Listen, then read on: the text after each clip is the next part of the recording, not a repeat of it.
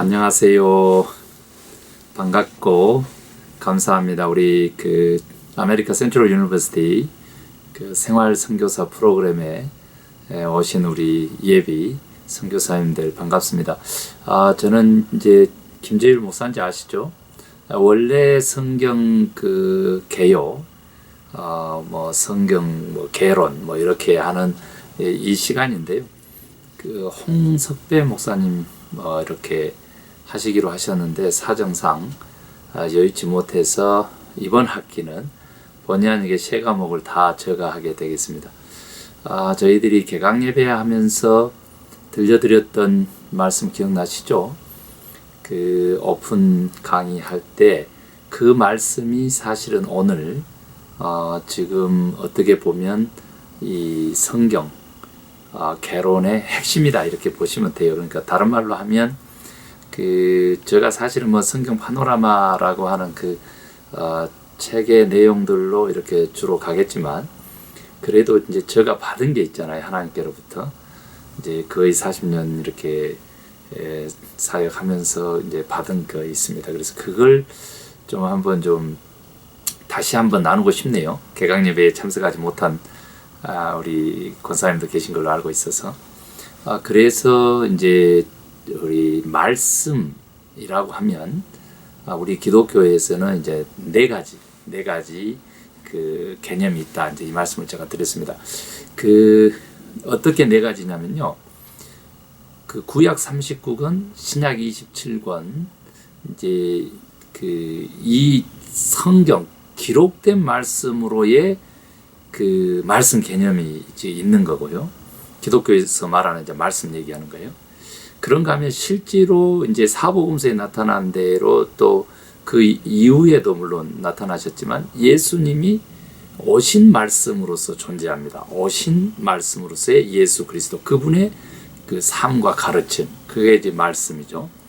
그런가 하면 이제 주일 예배 때 혹은 또 이렇게 공부 시간에 선포되는 말씀들이 있습니다. 이건 이제 선포되는 말씀이라고 하는 것은 애언자적 전통에서 보면 이제 받아들이든지 받아들이지 않든지 간에 하나님의 말씀의 권위로 그 말씀이 선포되면서 곧바로 능력이라든지 또 하나님의 역사하심이 있는 그런 이제 말씀이죠.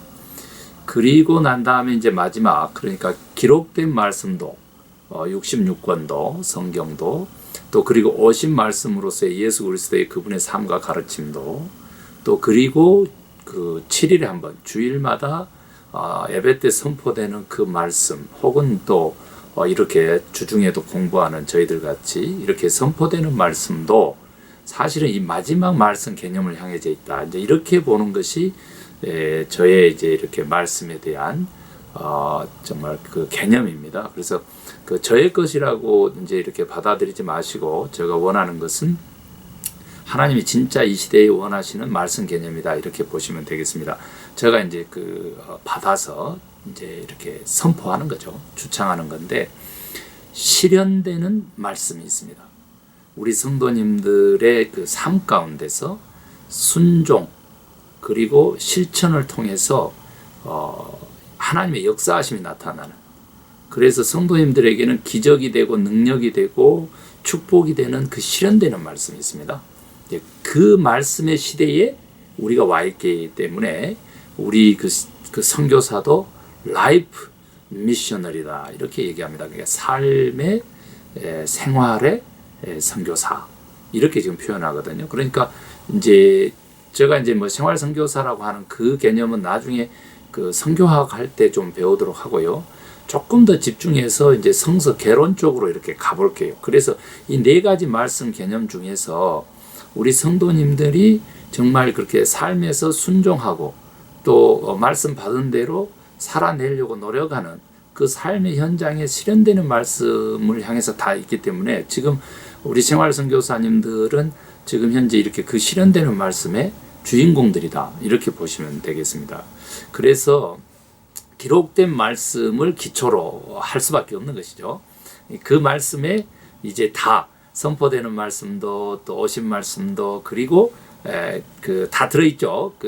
실현되는 말씀까지 이제 다양하겠습니다만은 그 성경에 다 이렇게 거의 다 들어있다 이렇게 보시면 돼요. 그래서 그 기록된 말씀 성경에 대한 이야기를 지금부터 좀 해보려고 합니다. 긴 시간 할 수 없고요. 저희들이 이제 4번에 걸쳐서 할 텐데 제가 구약을 한 2번 나누고요. 신약을 2번 나누고 이제 이렇게 했으면 좋겠습니다. 자, 그런데 이렇게 66권 전체를 가기 전에 역시 또 제가 발견한 것은 이스라엘 나라의 집을 짓을 때 그 정방향인데 그 렉탱글이죠. 렉탱글 이렇게도 얘기하는 그 네 기둥이 모퉁이에 돌을 세우고 거기 기둥을 세웠어요. 그래서 이제 우리 예수님은 나는 모퉁이 돌이다 이렇게 이제 표현을 하는데 그 네 기둥이 존재하더라. 그 얘기입니다. 물론 이제 이렇게 성경 파노라마 저자 같은 경우는 이제 그것을 뭐 율법 그 또 복음 이것을 따로 구별하지 아니하고 그냥 전체적인 역사로 그리고 이제 생활 체험으로 그리고 애언으로 이렇게 3가지로 구별하더군요. 그러나 저는 이제 그분도 역시 4가지로 구별하니까 그렇게 구별하겠습니다. 이 구분법은 사실은 이제 그 주제별이라고도 볼 수 있고요. 또 그동안 한 시대에 뭐 40년 정도 될 것 같아요.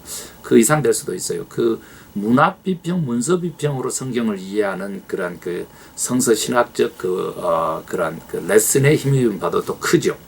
예, 그래서 4가지 기둥을 좀 설명을 드리면 우선요 구약이 먼저 이제 결정이 났으니까 약 그 예수님 그 오신 이후에 그 약 100년 정도 지나요.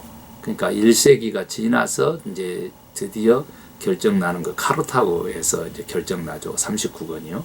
그리고 이제 신약서는 이제 그 예수님 오시고 난 다음에도 거의 뭐 오늘날 우리가 가지고 있는 신약서는 이제 그 400년 정도 지나서 이제 결정 난다. 이렇게 보시면 되겠습니다. 그래서 그건 이제 얌야회에서 결정난 것 같아요. 그 이제 교회 공동체가 모여서 성경을 39권 구약으로 또 27권 신약의 말씀으로 그렇게 정했다라고 하는 거죠.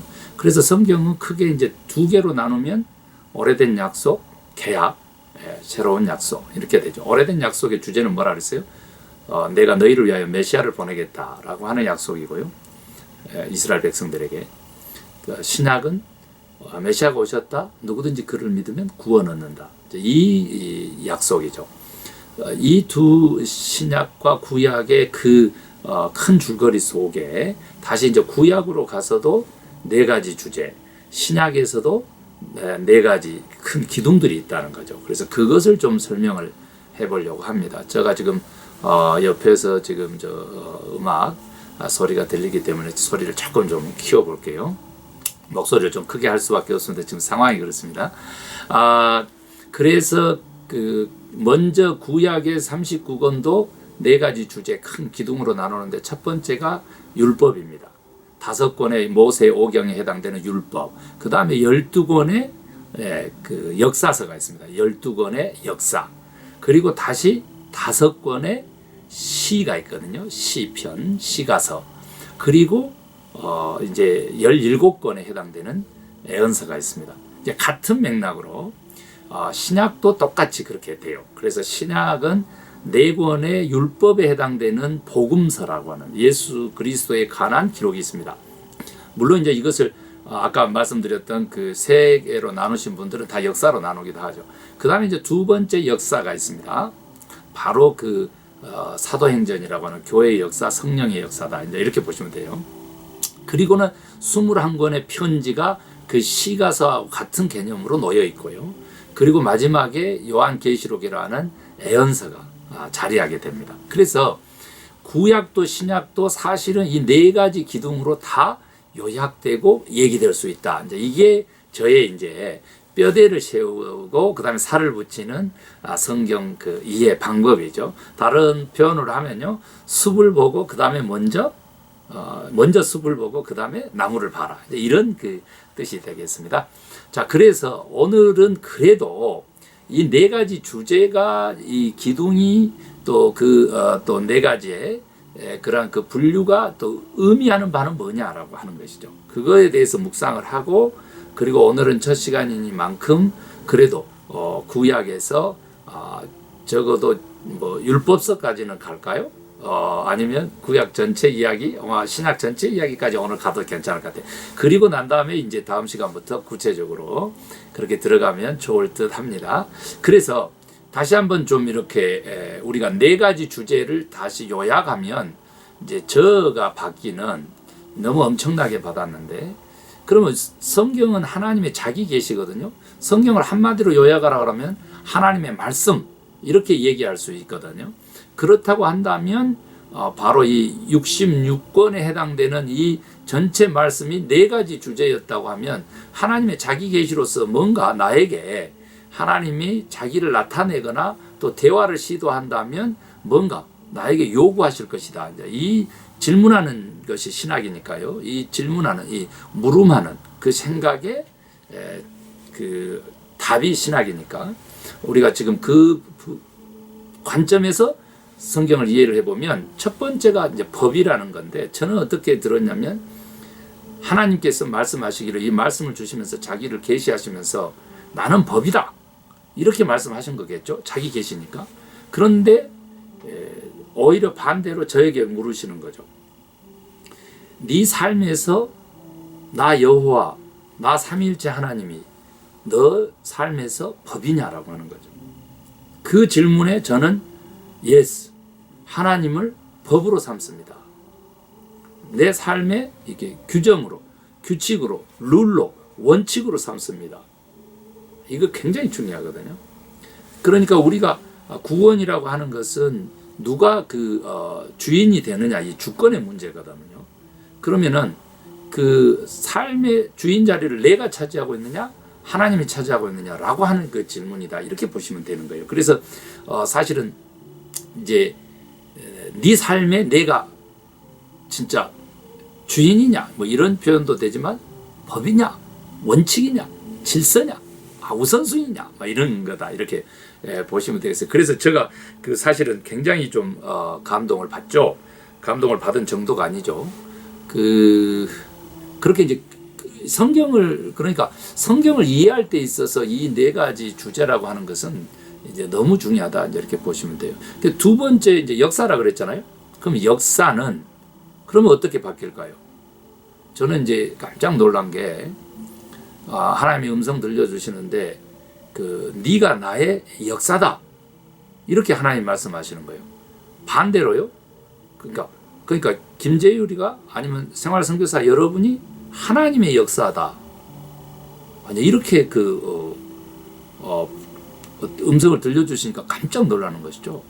그래서 이제 더 구체적으로 가면, 너의 인생은 곧 나의 역사다. 그러니까 너는 나의 역사를 쓰는 사람이야, 이 말씀을 들려주는 것이죠. 그래서 너의 역사, 하나님이 내가 책임져. 그러니까 너는 나의 역사를 써. 이 명령을 하시고 계신 것으로 그렇게 보여져요. 이게 이제 개인적으로 표현했지만, 이게 교회 공동체에게, 또 하나님을 믿는 모든 백성에게 하나님이 하시는 명령이다. 저는 그렇게 믿게 되는 것입니다. 하나님의 역사, 그 역사의 주인공으로 하나님 나를 부르셨다. 얼마나 감동적이고 그 뜻으로 말씀이시다는 거죠. 그래서 네 인생, 그 역사, 하나님은 내가 쓴다, 이거에 대한 믿음, 이게 필요하다는 거죠. 그 세 번째가 이제 시잖아요. 또 편지고요. 노래입니다. 노래. 그러니까 네 인생의 노래가 되는 그 시는 나여야 한다, 나다, 그런 얘기거든요. 그러니까 이제 우리 인생의 목적이 뭐냐면, 하나님께 영광을 돌리고 그를 영원토록 즐거워하는 것이거든요. 그러니까 너의 인생의 노래요 시, 인생의 목적이고 또 아름다움이고 기쁨이고 행복이고 성공이고 목표고 다 나 여호와냐라고 하는 질문이라는 거죠. 네 인생을 시로, 편지로 인식하라고 하나님이 우리를 부르신 거죠. 너는 이 세상에 하늘나라에서 나로부터 보내진 이 땅에 하늘나라 편지다. 편지. 신약에 21권이나 있잖아요. 그 중에서 물론 이제 13권은 바울이 쓴 편지입니다만 그 정도로 하나님께서 우리에게 정말 자기 계신데 그러니까 네 인생의 기쁨, 즐거움, 노래, 시 나냐라고 물으신다는 거죠. 하나님. 아멘이죠. 그 다음에 이제 마지막에 애언인데 이 애언은 이제 그 하나님의 말씀을 대언하다라고 하는 개념의 애언입니다. 그러니까 이제 물론 애언자를 프리딕트 이렇게 개념을 쓰죠. 그래서 미래의 퓨처의 일도 지금 미리 얘기하기도 하지만 과거에 관한 일도 하나님의 대언의 그 말씀에는 있거든요. 그래서 우리가 다 이제 애언이라 해가지고 미래의 일만 이렇게 생각하시면 안 돼요. 하나님의 말씀을 대언하는 자라는 뜻이거든요. 그러면 이게 지금 현재 우리에게 주어지는 메시지는 뭐냐 그랬더니 너는 나의 대언자라는 거죠. 지금 이 언어라고 하는 것은 제가 어제도 그 헬렌 켈러의 일대기를 좀 듣고요. 내가 그 3일만 볼 수 있다면 이라고 하는 그 자서전 그 책에 대한 이야기를 좀 제가 들었는데요. 정말 감동이더군요. 언어가 가지고 있는 그 언어를 통해서만 한 단어를 통해서만 펼쳐지는 그 아무것도 볼 수 없고 들을 수 없는 그 한 여인의 새로운 세계라고 하는 것은 거의 이렇게 혼돈의 세계, 케오스에서 어떻게 질서를 잡아나가는 창조에 비유할 수 있을까요? 그런 거거든요. 그리고 우리도 지금 말씀 공부하는 게 그거거든요. 그래서 하나님은 곧 말씀이시기도 하죠. 그리고 말씀이 육신이 돼서 입으신 분, 이 땅에 오신 분, 예수 그리스도 이렇게 표현하잖아요. 그 요한복음 1장에 나옵니다만 그런 뜻으로 이렇게 볼 것 같으면 하나님의 말씀을 대언하는 자, 하나님의 말씀을 대신 전하는 자, 생활선교사들이죠. 생활선교사들, 미셔너리죠. 그리고 또 미니스터고 목회자고 또 동시에 애언자들이다. 프라펫이다. 이렇게 보시면 되겠습니다. 그래서 우리가 지금 하나님의 말씀을 이 네 가지 기둥으로 이해한다는 것은요. 너는 나의 대언자로서 살아가느냐 이거죠. 그러니까 하나님의 말씀이신 하나님의 그 말씀으로서 우리가 살아간다는 거죠. 여기에 그 실현되는 말씀의 주인공들로서의 우리 생활선교사의 그 존재 인식, 자아 정체성의 확립 이런 것들이 너무 중요하다는 것이죠. 사실은 이제 여기까지 좀 제가 너무 짧게 오리엔테이션 시간에 이제 얘기를 했었어요. 그런데 이제 제가 설교 시간에도 하고 또 말씀 세미나 시간에도 하면 다들 이제 너무 충격이고 또 감동이고 또 어떤 분은 막 40년 찾아 헤매던 말씀에 대해서 이렇게 빛이 내려와서 머리를 탁 열고는 거기에다 말씀을 집어넣는 막 이걸 체험했다라고 간증도 있고 그러더라고요. 저를 위한 간증이 아니고 본인과 하나님과의 그 관계에 의한 말씀의 자리의 그 간증이죠. 그래서 저도 좀 그 간증을 전해드리는 거고요.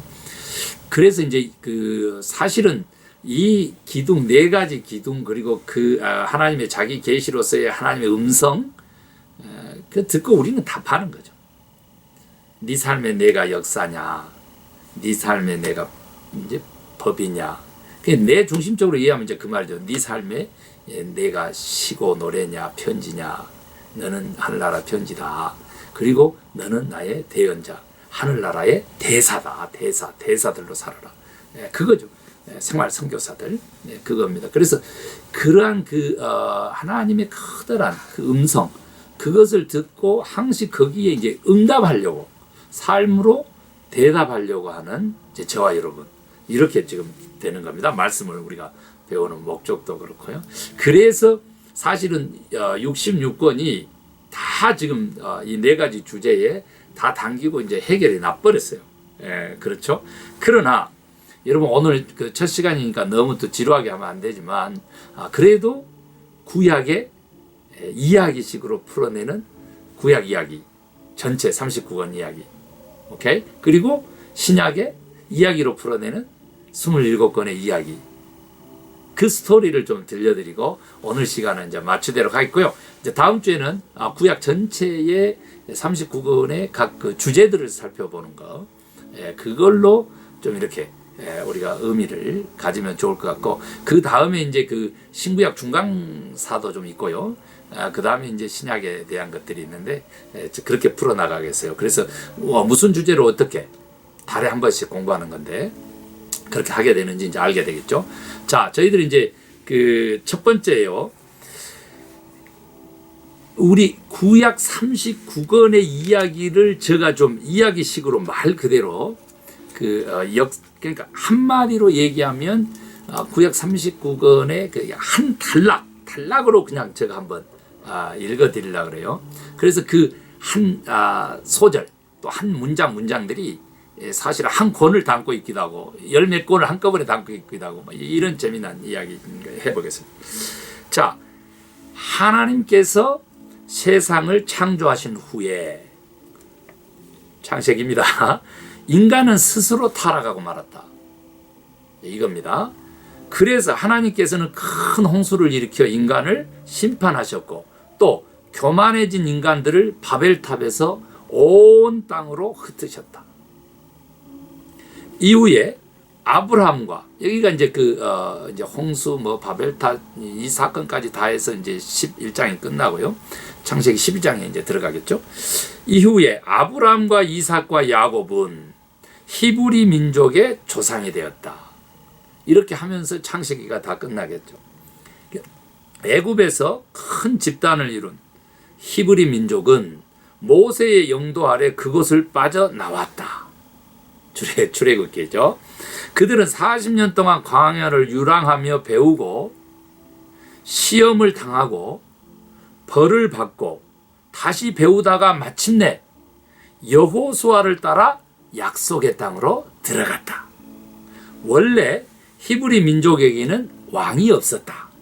간헐적으로 사사들이 일어나 그들을 이끌었다. 그러다가 사무엘을 마지막으로 14명의 사사시대가 막을 내리고 마침내 왕정이 시작되어 사울, 다윗, 솔로몬이 차례로 왕위에 올랐다.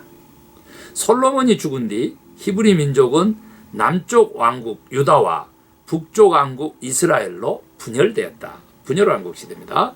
북이스라엘은 19명의 19명이래요. 19명. 19명의 사악한 왕들의 통치를 받은 뒤에 아수르에 의해 멸망당하였다. 이게 예수님 오시기 전에 722년에 BC라고 해서 비포 크라이스트의 722년 백성들이 뿔뿔이 흩어졌었다.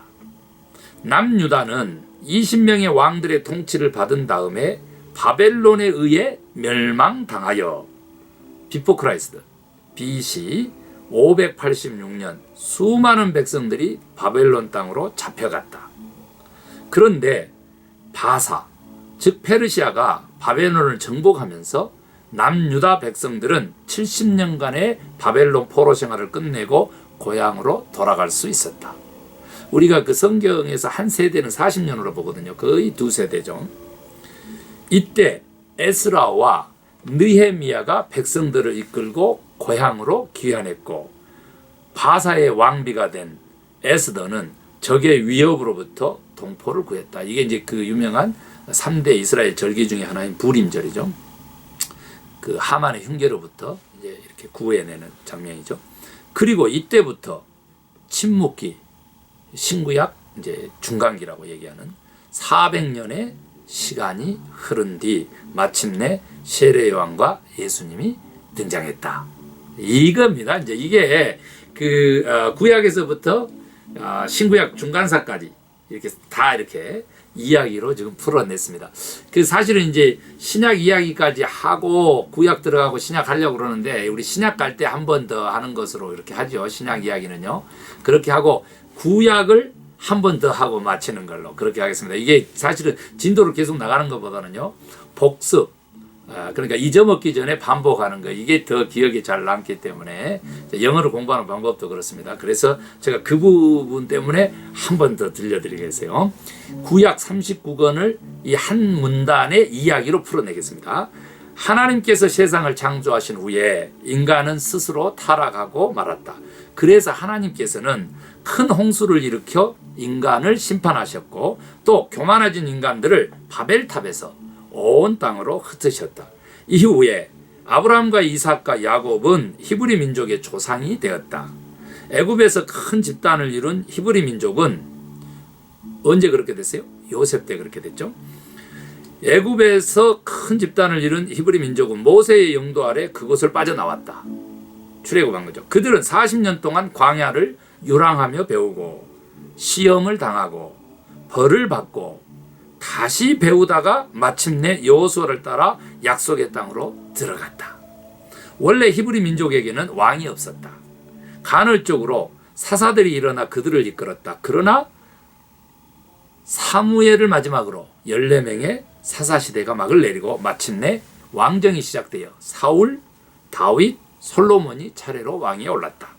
솔로몬이 죽은 뒤 히브리 민족은 남쪽 왕국 유다와 북쪽 왕국 이스라엘로 분열되었다. 르호보암, 여로보암이죠. 북유다는 여로보암, 북쪽 이스라엘은 죄송합니다. 여로보암, 남쪽 유다는 르호보암이겠죠. 북이스라엘은 19명의 사악한 왕들의 통치를 받은 뒤에 아시리아에 의해 멸망당하여 722년 BC 720년 예수님 오시기 전에 722년에 백성들이 뿔뿔이 흩어졌다. 남유다는 20명의 왕들의 통치를 받은 다음에 바벨론에 의해서 멸망당하여 BC 586년 수많은 백성들이 바벨론 땅으로 포로로 잡혀간 거죠.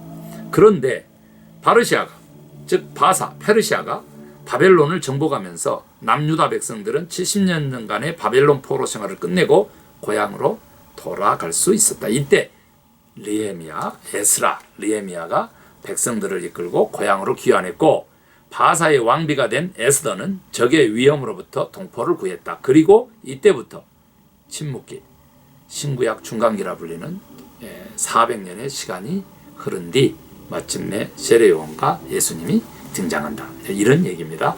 아주 좋죠.